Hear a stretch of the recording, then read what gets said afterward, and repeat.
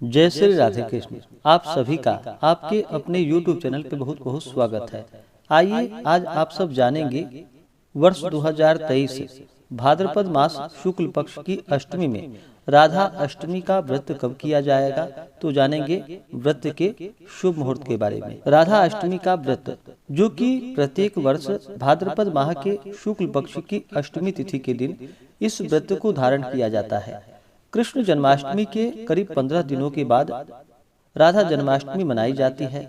ऐसी मान्यता है कि इस दिन राधा जी का जन्म हुआ था। इस त्योहार की खास रौनक इनके जन्म स्थान बरसाने में देखने को मिलती है। बरसाने में लाडली राधा रानी के सहित अन्य मंदिरों में जो कि विशेष रूप से भगवती राधा रानी का पूजन किया जाता है। ऐसा माना जाता है कि राधा रानी के प्राकट्य दिवस पर अगर आप व्रत को धारण करते हैं तो इससे भगवान श्री कृष्ण की कृपा प्राप्त होती है तथा राधा रानी का आशीर्वाद प्राप्त होता है। इससे व्यक्ति के पापों का नाश होता है और घर में आ रही धन धान्य की बाधाएं दूर हो जाती है। और श्री बृहन नारदीय पुराण के अनुसार विधि पूर्वक राधाष्टमी का व्रत करने से मनुष्य जो कि ब्रज का रहस्य जान लेता है तथा राधा परिक्रमा में निवास करता है। तो आइए जानते हैं राधा अष्टमी व्रत के शुभ मुहूर्त के बारे में। अष्टमी तिथि प्रारंभ समय जो कि 22 सितंबर 2023 दिन शुक्रवार दोपहर 1:37 और अष्टमी तिथि की समाप्ति होगी 23 सितंबर 2023 दिन शनिवार को दोपहर 12:20 पे। वाराणसी ऋषिकेश पंचांग के अनुसार अगर आप व्रत को धारण करते हैं तो 22 सितंबर को ही मध्याह्न व्यापिनी के अनुसार राधा अष्टमी का व्रत किया जा रहा है और 22 सितंबर से ही महालक्ष्मी व्रत भी आरंभ हो रहा है। यह वाराणसी ऋषिकेश पंचांग के अनुसार है और अन्य पंचांगों के अनुसार जो कि सूर्योदय व्यापिनी इस व्रत को बतलाया गया है उसके अनुसार जो कि 23 सितंबर 2023 दिन शनिवार को सभी व्रत को धारण करेंगे। इस दिन जो कि सूर्योदय व्यापिनी के अनुसार व्रत किया जाएगा। तो आप जहां भी रहते हैं अपने मान्यताओं के अनुसार व्रत को धारण कर सकते हैं। वाराणसी ऋषिकेश पंचांग के अनुसार अगर आप व्रत करते हैं तो 22 सितंबर को और कुछ पंचांगों में जो कि 23 सितंबर को राधाष्टमी का व्रत किया जा रहा है। तो आप अपने स्वेच्छा के अनुसार व्रत को धारण करें। 23 सितंबर को सूर्योदय व्यापिनी के अनुसार व्रत रखा जा रहा है। इस दिन राहु काल का जो समय होगा 23 सितंबर को वह समय सुबह 8:48 से सुबह 10:19 तक होगा। सूर्योदय का समय जो कि सुबह 5:46 और सूर्यास्त शाम 5:54। 23 सितंबर को योग जो कि बड़ा ही अच्छा योग प्राप्त हो रहा है जो कि सौभाग्य योग बन रहा है। रात्रि 9:31 तक सौभाग्य योग होगा। उसके बाद फिर शोभन योग होगा जो कि बड़ा ही अच्छा योग बन रहा है और रवि योग भी बन रहा है जो कि दोपहर 2:56 से अगले दिन सुबह 6:10 तक रवि योग होगा।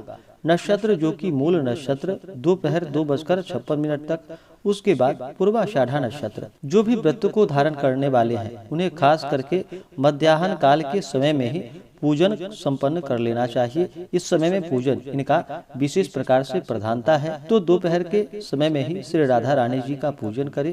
इस दिन जो भी व्रत को धारण करने वाले हैं पूजन करने वाले हैं उस दिन चाहिए कि सुबह ब्रह्म मुहूर्त में उठ करके नित्य क्रियाओं से निवृत्त होकर के गंगा नदी में या घर के नहाने के पानी में ही थोड़ा सा गंगा जल मिला करके स्नान करे और शुद्ध वस्त्र धारण करके भगवान सूर्य देव को अर्घ्य प्रदान करे। उसके बाद पूजन आदि का तैयारी कर ले और इस दिन जहाँ पे भी पूजन स्थल हो वहाँ पे मंडप बना करके मंडप के भीतर मंडल बना करके उसके मध्य भाग में बीच में मिट्टी या तांबे का कलश को स्थापित करनी चाहिए।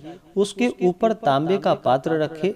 उस पात्र के ऊपर 2 वस्त्रों से ढकी हुई श्री राधा रानी जी की स्वर्णमयी प्रतिमा को स्थापित करें। यह संभव ना हो पाए तो आप मिट्टी की प्रतिमा या फोटो आदि रख करके ही राधा रानी जी का पूरे विधि विधान के साथ षोडशोपचार पूजन विधि के द्वारा स्नेह पूर्वक पूजन करना चाहिए।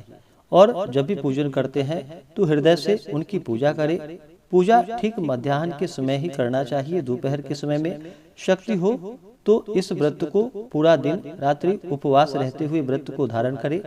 अगर सामर्थ्य ना हो तो आप एक समय फलाहार ग्रहण करके व्रत को धारण कर सकते हैं। अष्टमी के व्रत के बारे में बतलाया गया है जो सप्तमी युक्त अष्टमी का व्रत नहीं किया जाता है। तो इस कारण से 23 सितंबर 2023 दिन शनिवार को बहुत से पंचांगों में राधा अष्टमी का व्रत किया जा रहा है।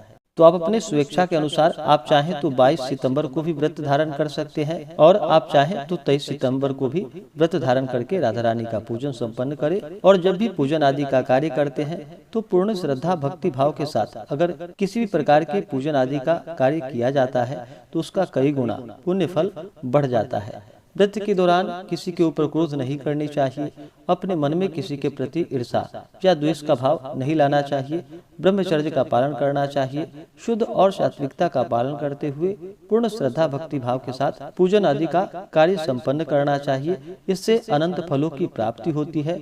और जो भी प्रतिमा स्थापित करते हैं उन्हें भक्ति पूर्वक पहले दिन व्रत को धारण करके दूसरे दिन जो कि भक्ति पूर्वक सुवासिनी स्त्रियों को भोजन करा करके उन्हें अपने सामर्थ्य के अनुसार जो भी आपसे बन सके वस्त्र आदि का दान करे, अन्न आदि का दान करे, उन्हें भोजन करवाएं और फिर ब्राह्मण को प्रतिमा को दान कर देनी चाहिए, ब्राह्मण को भोजन करवाना चाहिए, दान दक्षिणा देनी चाहिए।